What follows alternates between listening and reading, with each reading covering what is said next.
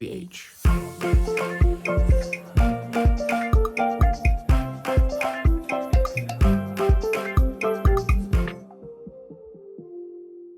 At the end of our second week, I had a really hard time wrapping my head around the fact that most dads only get 2 weeks of paternity leave. There was no way that Rachel was in a place that she was going to be able to take care of herself, let alone Edison. As we mentioned in our last episode, I got a bacterial infection during my first few days postpartum, and so my tear and stitches got worse in the first week when I was supposed to start the healing process. I was on 2 antibiotics at this point, and I still needed a prescription strength painkiller to make it through the day. Edison was still a little bit jaundiced, but he was getting a little break from the everyday visits to the pediatrician. He turned 1 week old the Friday before Labor Day. We're very lucky that all of our visits seemed to be pretty spaced out through his first month, so we were never overwhelmed with visitors. There were almost a few times where I wished there were more people around because I just felt like I was drowning. So today we're going to share a little bit about Edison's second week of life. So on Friday, Edison turned 1 week old, and we desperately needed groceries. So we decided that we would load him up and take him for his first ever grocery run. We didn't think it would be that big of a deal because there's a grocery store about 5 minutes away from our house, so it should have been relatively straightforward. But it turned out to be a very, very bad idea. It was Friday night before Labor Day weekend, and it's the first Friday of the month, so there just were a lot of people that were doing their shopping for the entire month. On top of that, that's the day before all the college football games start, and we live in a town with a very large college football team. Edison did really well in the store. I think Harrison and I were a little bit more frazzled than he was, but we just got the absolute bare minimum that we could to make it through and got out of there as fast as possible. We just kept laughing because he had absolutely no clue what was going on, but he looked around a lot because the store has some fun lights and he just had this look on his face like everybody here was crazy. And even though he would have no clue, everybody there really was crazy. The next day, Edison got to meet Harrison's sister and brother in law. And while they were over, we got to just chill at our house and visit for a little bit. And I think it was really nice to just have the two of them here. And then we were able to go out to eat and also look through IKEA. When they were here, they asked if we wanted to go anywhere to eat, and the only place that we could think of was this local restaurant that we just really enjoy eating. It's very similar to a city barbecue, but it's more local, so we have a better time there. And we decided we'd just go out and just eat there with Edison. And surprisingly, that went really, really well. This was also my first time pumping in a public place. So while we were at IKEA, I ended up pumping in their family restroom because they didn't have like a dedicated nursing room, but thankfully the family restroom had a chair in it and not just the toilet. So there was somewhere that I actually could sit to pump. We're a little bit further than 2 weeks right now, and I can just say that overall, it's pretty insane how few places have mother's room or dedicated places for Rachel to pump. And it's really something that we've started paying a lot more attention to because whenever we're out and about, Rachel has to feed Edison too. And we don't really think that it's something that she's going to just do in public. Looking back at pictures from this day, I was so swollen. Towards the end of the pregnancy, I really started to swell in my feet and legs and my face. But especially postpartum, after having all of the fluids during labor, it just was overwhelming. My body was very puffed up still at this point, and it hadn't left my body yet. They had told us when we were in the hospital that the swelling was going to take a long time because of the additional fluids throughout the entire induction process. But it really was insane how long it took for it to die down. Rachel's stomach had gone almost completely away because there's not a baby in there anymore, but still her ankles and legs were just really swollen and it just looked like it was hard to move around. So on Labor Day, my parents and siblings came over and they all got to meet Edison, and my two little nephews got to meet him as well. So These are the only cousins that he has. And it was so cute to see my oldest nephew meet Edison. And I just remember when my nephew was born, like how much that just changed my whole perspective on life. And it was really a surreal moment seeing this little boy that I cared about so much meet my son. It was really cool to watch these little kids around Edison because they're just old enough to know what another baby is and know that it's something kind of like them, but aren't quite sure what to do yet. And so it was really fun to watch our nephew hold Calvin and still have like these very stiff arms, like I'm holding this thing, and just it just was some really fun moments, and we got some great pictures. So the next day, I had to go back to my OB to get a checkup on my infection. So it has been a week since they first found it, and I had been on a basic antibiotic up until this point. And they kind of had two people that I was regularly seeing. The one that saw me on this day did my delivery. She did my stitches in the hospital, but she hadn't seen the infection the first time. So they had the midwife that saw my infection the first time, and then the OB that did my delivery, both in the room to take a look at it. And between the two of them, they determined that it did look better than it did the week before. So the basic antibiotic was doing something, but they still wanted to add on this second antibiotic that is specifically targeted for it, just to make sure that it goes away completely and quickly. These antibiotics were really helpful for Rachel and definitely helped the infection go away faster. But one of the things that we weren't really ready to think about is the fact that every medicine Rachel takes also has a direct impact on Edison. So you've got to make sure you check with any of your doctors prescribing medication that it is safe for breastfeeding. And then just also know that some of the side effects that Rachel has are also going to come to your baby as well. So for Edison, he was having a lot of drowsiness due to these antibiotics, but the biggest change was we saw a major issue in his poop. The OB reassured me that antibiotics are a very common thing to be on postpartum. And one of the ones that I was on is the most common antibiotic that is used to treat mastitis, which is a breast infection really common in breastfeeding. And so I knew that that antibiotic has been prescribed to thousands of breastfeeding women and that it was safe for Edison. But yeah, it was kind of messing with my gut a little bit, and it was messing with Edison's as well. Even though Edison had way more poops than we thought he would because of this medicine, that actually helped his jaundice quite a bit. So he still had some jaundice, but it was starting to go really, really well. He was gaining weight, and because of the medication, he was having a lot of poops, which is going to help get rid of that bilirubin so that the jaundice levels can start to go down. On the last test that they did, they actually saw that they were going down, so they officially cleared him from all of the concerns from jaundice, and they just wanted us to come back at the 1 month appointment.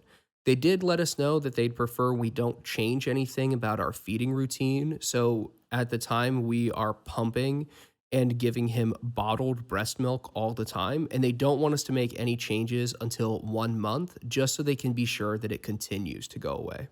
But that afternoon, we did have a lactation consultant come over. We had scheduled this appointment before we went to the pediatrician. And so we just wanted some more information. I had this huge list of questions that I was just adding to anytime I was reading something online and was like, oh, I don't really know how that applies to me. Or there's just so many things about breastfeeding and pumping that are so specific to the mom and the baby that you can't just have this generic information. You really have to have information that is specific to you. The lactation consultant was great. It was really, really helpful. And one of the nicest things is they actually came to our house. So we didn't have to go anywhere. We didn't have to do anything. We just had to make sure that we were ready for this person to come into our house. And when they were providing advice on the way we could move forward with breastfeeding, they're actually able to use the stuff that we have at home so that when they leave, it's much more familiar. It's not like they're using a tool that we don't already have. She did a weighted feed, which means she brought her own scale and weighed Edison as soon as she got there. And then we latched him and let him eat. And then after he was done, weighed him again. And she was able to determine that he ate approximately 3 ounces during that feed. What was really reassuring about him getting that amount in that one feeding is that it only took about 10 minutes. And the lactation consultant was really making sure that we understood that that is not the normal at all. Rachel's milk is coming in very fast with a lot of it, which is not a problem that everybody has to deal with. For a lot of moms, they're in a scenario where they don't have enough milk. We were using a nipple shield at this time, which basically is like a little plastic silicone thing that you put on top of your nipple to make it more like a bottle. That way, when you're kind of transitioning from a baby that has only had bottles back to breastfeeding, they can kind of get used to the bottle texture, but be able to like smell the mom and realize that they're getting this breast milk from the breast, and then eventually you take it away. Overall, the general consensus about the nipple shields is that they're awful. They just are hard to work with. They have a hard time staying on. It's really easy for the baby to bump it off while they're trying to feed. But the best thing is that it definitely makes it for an easier transition. And it's also easier to see that he's actually getting something. And so that is really helpful. But we wish there was a better solution that just stayed on way better. I also got measured for the correct flange sizing, which is something that nobody talks about. A lot of breast pumps will come with like two sizes, and they're usually way too large for most women. So it's pretty common that when you have a pump, you're going to need a much smaller flange size than what you were given with the pump that you purchased. So it's really important that you measure it, and there's tons of free tools that you can find online that will do this, or you can just use a ruler.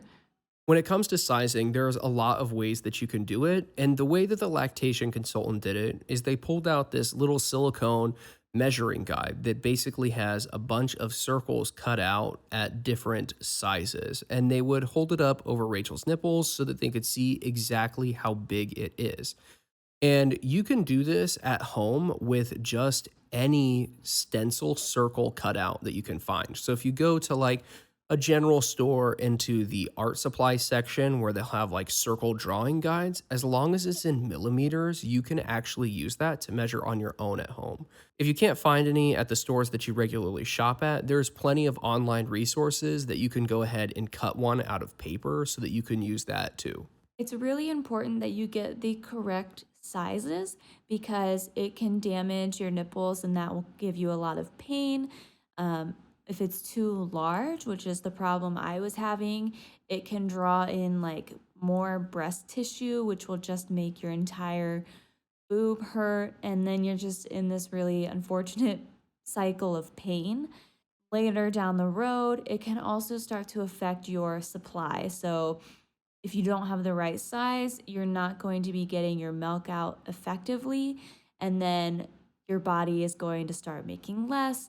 And breastfeeding is all about supply and demand. So you want to make sure that you have that right size so that you can empty all your milk efficiently.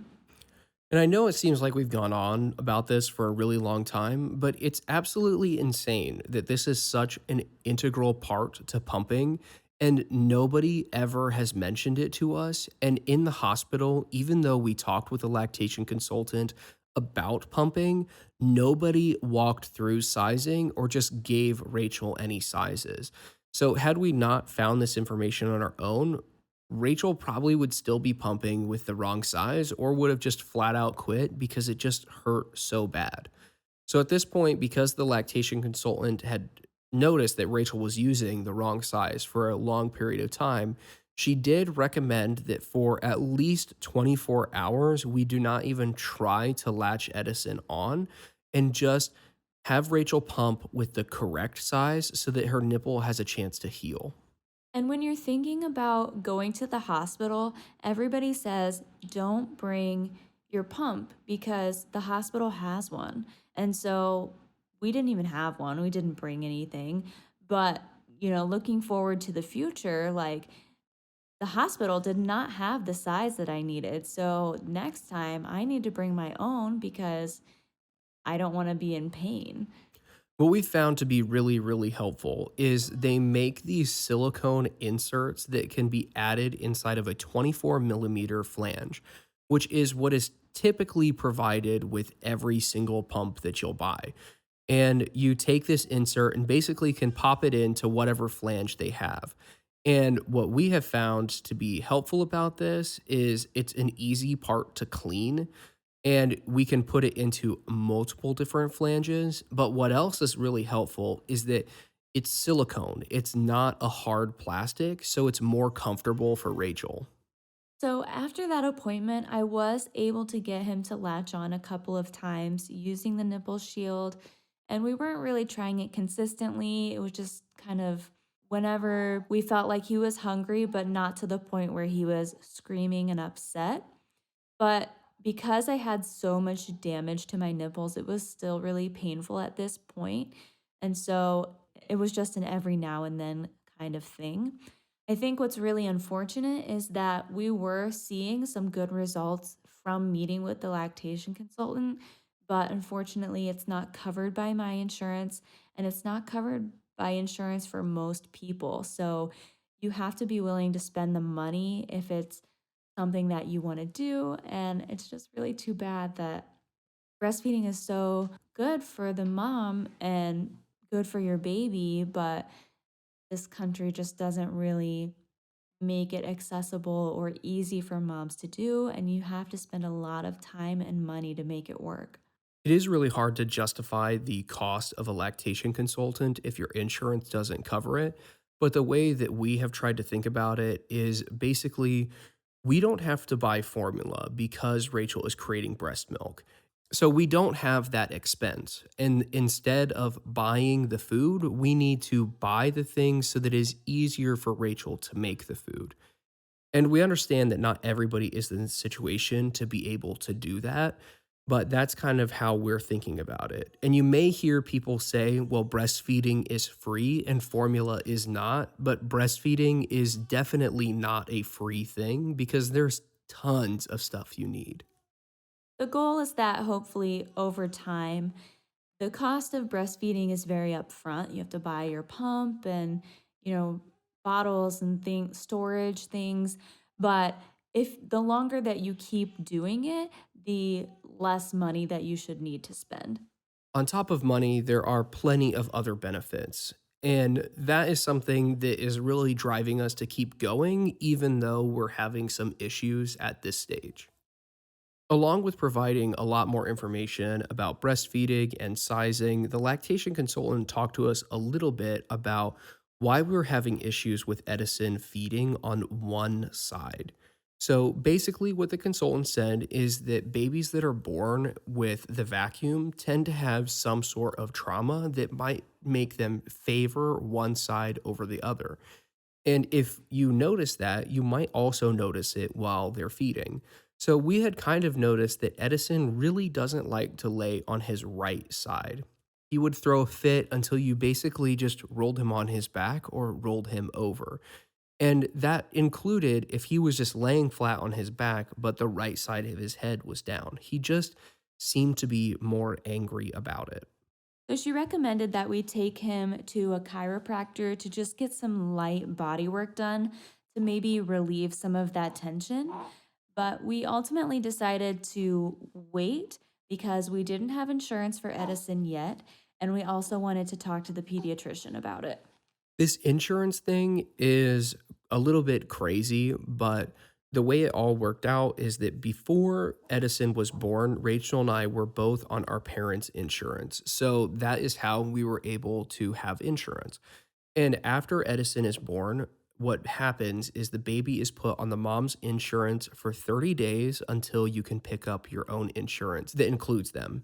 So I picked up a insurance plan through my work and added Edison, but it took a little while for us to get those cards. After we got the insurance cards, we did talk to the pediatrician about the idea of going to a chiropractor and basically working on the fact that he's favoring a side.